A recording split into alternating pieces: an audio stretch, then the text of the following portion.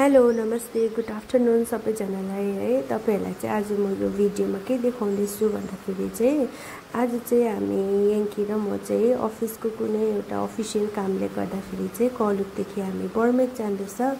तर आज चाहिँ हामी हिँड्दै हिँड्दै गएको दुईजना है। घाम पनि पुरा बेसी लागिरहेको थियो तर वेदर चाहिँ एकदमै राम्रो, घाम बेसी लागे पनि हावा एकदम चलिरहेको थियो चिसो है।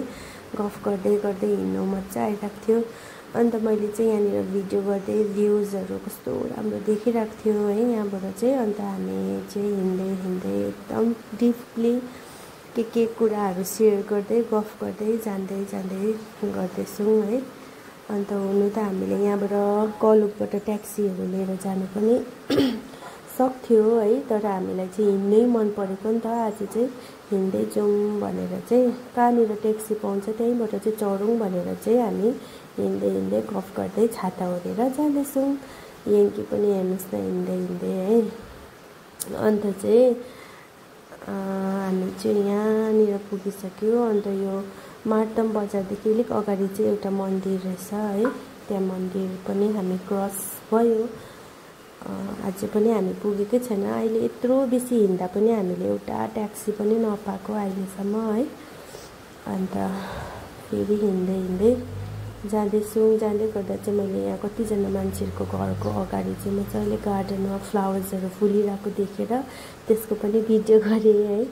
अन्त चाहिँ तपाईहरुले चाहिँ सुन्नुहुँदै होला कि मेरो पुरा स्वर ग्यार ग्यार भइरहेको छ। मार्गीले अहिले सिजनल मार्गी खोकी एकदम बेसी लागिरहेको छ है।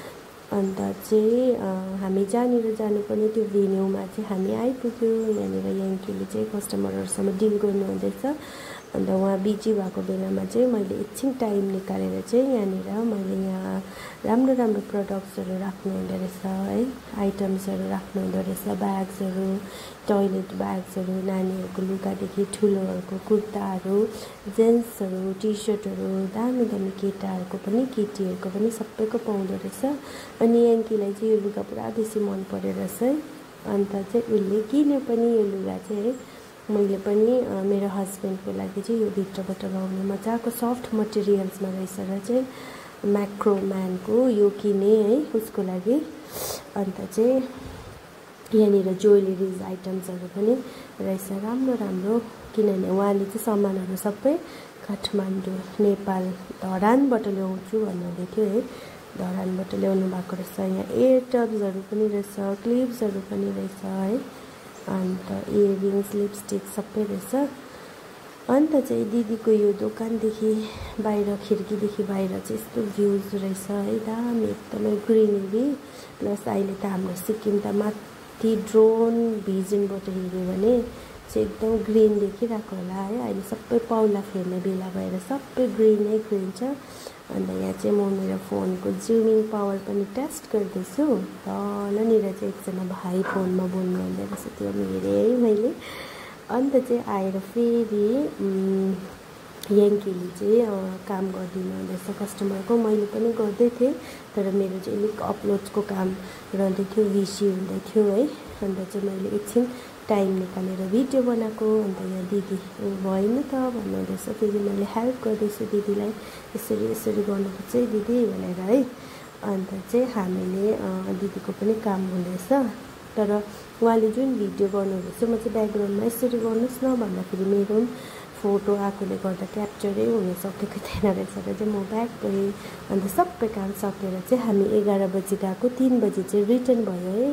मैले त खाना खाएरै गएको थिएँ तर याङ्कीले चाहिँ खाएको थिएन र चाहिँ उसलाई पुरा बेसी भोक पनि लागिसकेको थियो, कहिले पुग्ने। तर हामीले यता बर्मेकदेखि यता कलुकसम्मै ट्याक्सी पायो एकछिन। अन्त अफिसमा निस्केर याङ्की लन्च गर्नु गयो, म पनि खाजा खानु गएँ।